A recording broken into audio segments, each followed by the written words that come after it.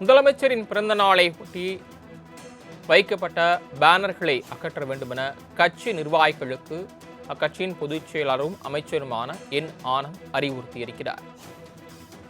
தமிழ்நாடு முதலமைச்சர் ஜோசப் விஜயின் பிறந்த நாளையொட்டி தமிழகமெங்கும் வைக்கப்பட்ட பேனர்களை உடனடியாக அகற்ற வேண்டுமென கட்சி நிர்வாகிகளுக்கும் தொண்டர்களுக்கும் அறிவுறுத்தியிருக்கிறார் அக்கட்சியின் பொதுச் செயலாளர் என் ஆனந்த். முதலமைச்சர் பிறந்த நாளை முன்னிட்டு தாவேகாவினர் வைத்த பேனர்களை உடனடியாக அகற்ற வேண்டும் என அறிவுறுத்தல் வழங்கப்பட்டிருக்கிறது.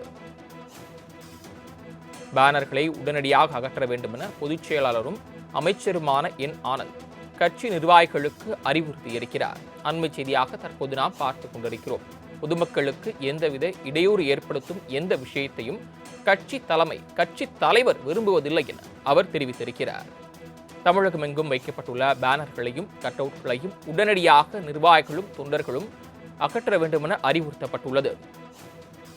கூடுதல் விவரங்களை செய்தியாளர் நௌசாத் வழங்க கேட்கலாம். நௌசாத், இது குறித்து அக்கட்சியின் பொதுச் செயலாளர் தாவேகா பொதுச் செயலாளரும் அமைச்சருமான என் ஆனந்த் வெளியிட்டுள்ள அறிக்கையில் என்ன தெரிவித்திருக்கிறார்? விவரங்கள் விரிவாக சொல்லுங்க. வணக்கம் சரவணன்.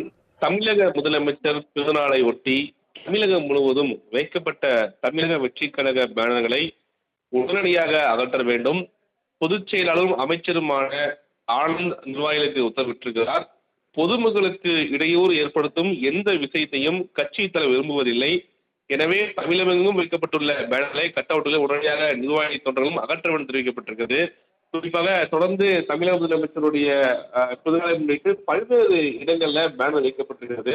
பிறந்தநாள் முடிந்து கூட அந்த பலதாக வைக்கப்பட்ட பேனர் கூட இன்னும் அகற்றாமல் பல இடங்கள் இருந்து பார்க்க முடிகிறது. குறிப்பாக சில இடங்களில் பேனர் அவுந்து வந்தது கூட விபத்து உள்ளாக்கப்பட்டிருக்கிறது.